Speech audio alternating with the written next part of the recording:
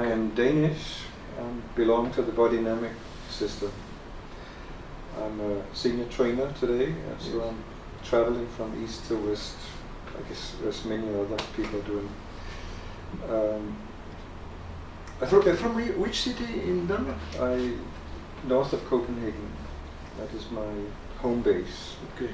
Whenever I'm there. Okay.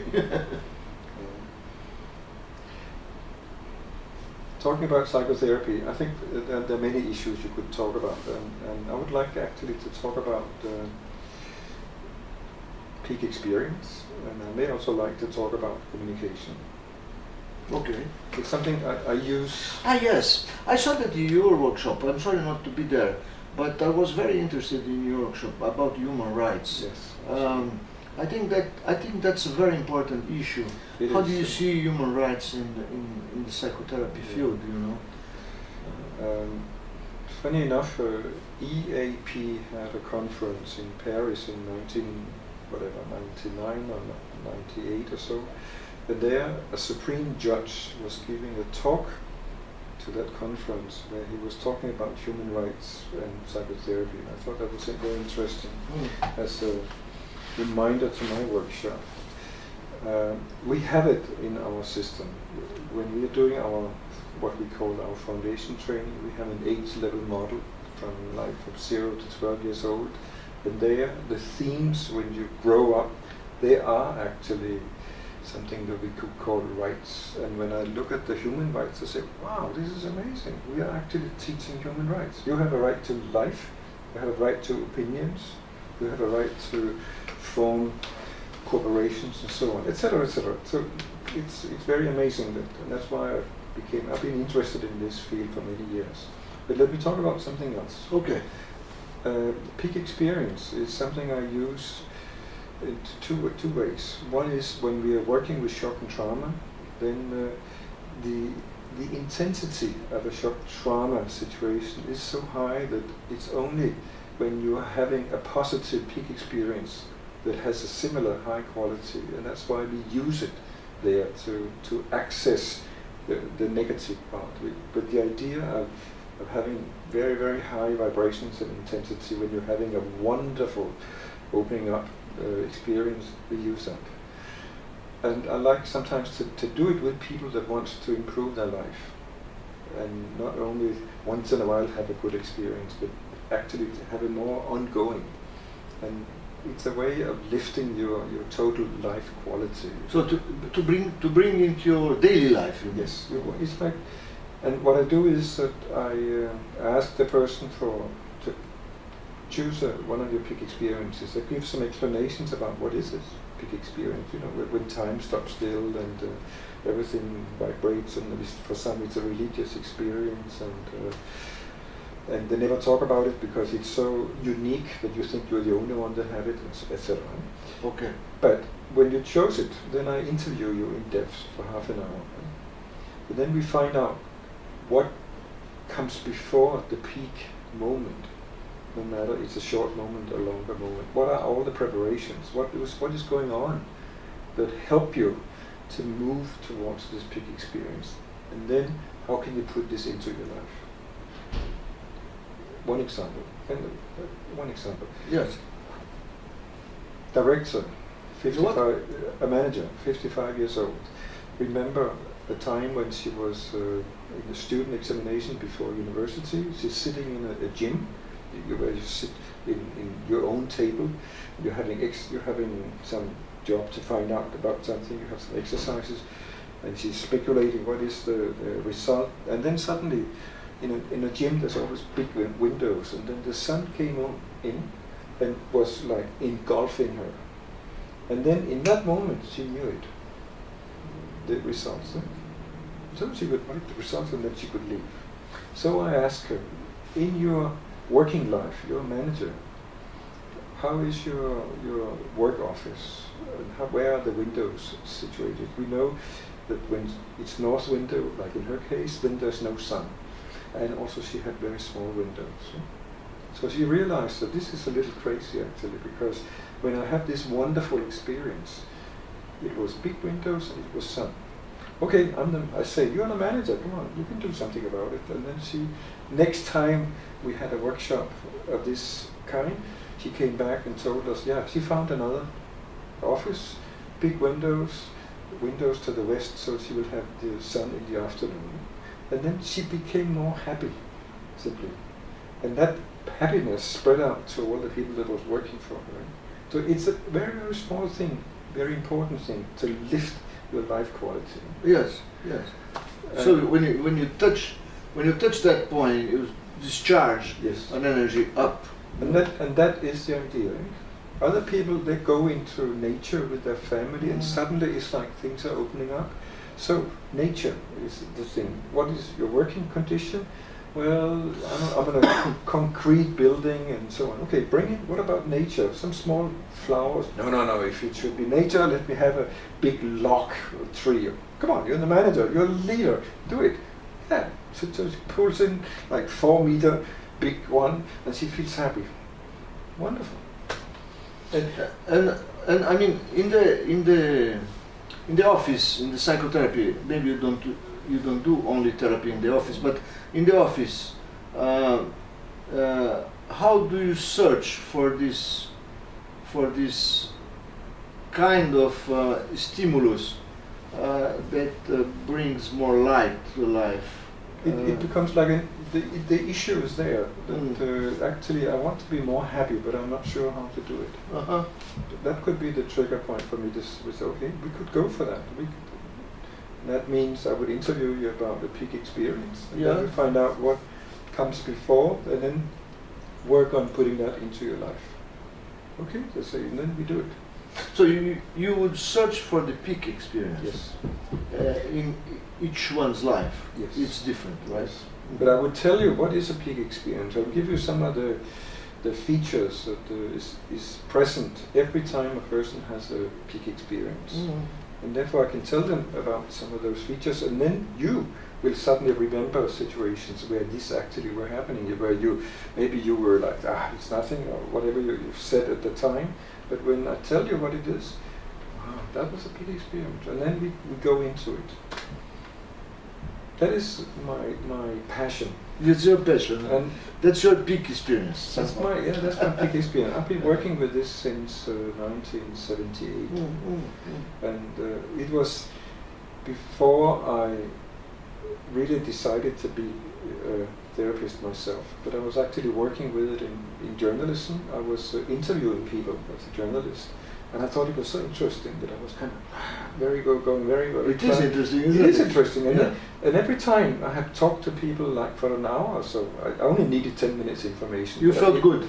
I felt good, but they also felt good. They also felt good. They said, wow, thank you for talking to me. I've learned so much about myself, they said. But that's somehow my feeling right now by doing this kind of dialogues, is that after the first one I did, I felt so good that I want to do more. Yeah. Something like that.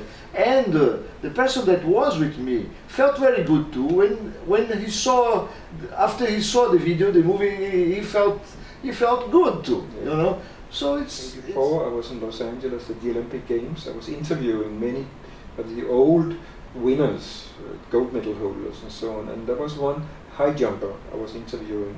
I took him out on the field, and we were dancing around each other because he had to remember it in his body. What did he actually do to get up there? So when he's going like that, I was kind of going with him. So we were dancing, and we were forgetting everybody else. The other ones sitting out there, what is going on? And they were putting their camera on because it was so amazing what they saw. I only heard it after. But it's nice. It becomes a dance. It becomes a dance. And actually, I also I can use it with anybody, and I would like to do it with sports people also, to make them perform at their best every time, because you see so many sports people, they collapse. They lose the peak. Yeah. They lose the peak. They cannot hold on. They don't even know how they came into it. Yes, and I think these sport people you're talking about, like Olympic athletes, they have to develop a kind of consciousness that must be focus all the time in what they have to do, and they cannot do a mistake. because a mistake means losing. Yes. Because Olympic Games is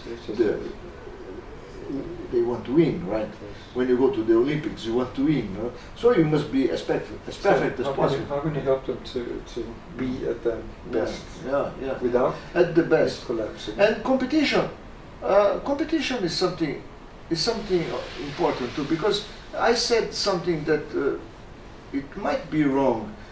We don't compete only for the gold medal. We compete to do our best too. Exactly. I think this is very important too. Quality is so much more than quantity. Yes. The gold medal might be a result. Exactly. But if you are doing your best and for yourself, and you have the 5th, the 6th, the 10th, you're place, so satisfied. you are satisfied. You go back home in a nice way, and you feel good with yourself. And actually, I like when the winner somehow embrace the other ones, because they have all been part of doing something. Yes. Even though there is a winner. Right? Yes. Doesn't matter, but they have done it together. I love it when the winners are like including the other ones. Including the other ones. Yeah. Yes. Do you remember the Olympic Games? Where was these Olympic Games? Where the marathonist, the Brazilian marathonist, some crazy guy, he was first. He was first. Was missing maybe 5 kilometers to get to the final point, and there is this crazy Scottish guy that came and took him and put him out, you know, and then the people helped him to come back, you know, to the road, and he comes back. He's still in first, but the others that were far, they were much closer, and he lost the momentum of the body, you know, and then he kept running, and I think the 2 others passed him just before he arrived, you know. One Italian guy and another guy. So he got the bronze medal, you know. But he received so much applause in the gymnasium, in the place where they are, because everybody saw in the screen what happened with him. So he was the real winner of the race. You know? And in this Olympic Games in Rio right now, he was the one that put fire on the. He was the one. Okay. They put fire, the last fire to start the Olympic Games. You know? Yeah, it was nice. So this is one thing, but I want to touch on another thing also. Please. That I use, my colleagues use it every time I'm basically either teaching or I'm working with client. That is communication. I think that we as body psychotherapists, and maybe also psychotherapists, we talk too little about communication. Yes. It is as if you know how to communicate. Yes.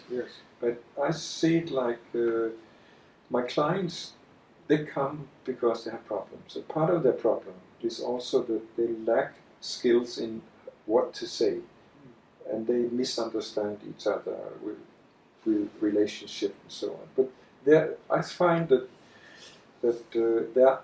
it is possible to say, okay, let's have a model, and let us teach our clients this model. At the same time, we are using that model. And some 12, 14 years ago, when Ian McNaughton made the first compilation of articles of body dynamics, it was called the book Body, Birth and Consciousness. I was asking people from different systems here if they have a communication model. And they basically say no. I was kind of shocked that are they serious? They are talking to their clients, and they're not teaching the clients how to use better language in their lives. And that's why I want to talk about that I do it. And we have a model. And you can say it's like a Gestalt model, but it's because they're talking about facts and interpretations and sensations and so on. Yeah. But then what? What comes after sensations? Then comes what you want, the impulses, the ideas, and then you need some analysis, you need some choices, you need some action. So I have seen it like we need to teach people basic model. 4 steps. Yes. And I can take people through it, and they can go home, and in a few minutes they Yeah. improve their relationship Yes. with their Mhm. friends, with their with Yeah. their partners, and Yeah. so on. That's why it is important, I think, to have a model and to use it yourself and to teach it. Yes, yes, it's important to have. I think you have sometimes to come back to your model, to come back to, because when you get too much lost, when you don't know where you are, it's important to come back home somehow and start again. You know, yeah, I think the model is very important. And we have used it, I don't know how many years, 30, 35 years or so.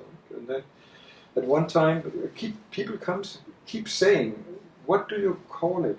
Yeah, And then we missed the concept. So in '89, we sat down and said, okay, we need a name for what we do. And then we came up with the name Body Knot. And in a way, it's like you're having knots in the communication, so it sits in your body. So it was kind of okay to say it's a body knot.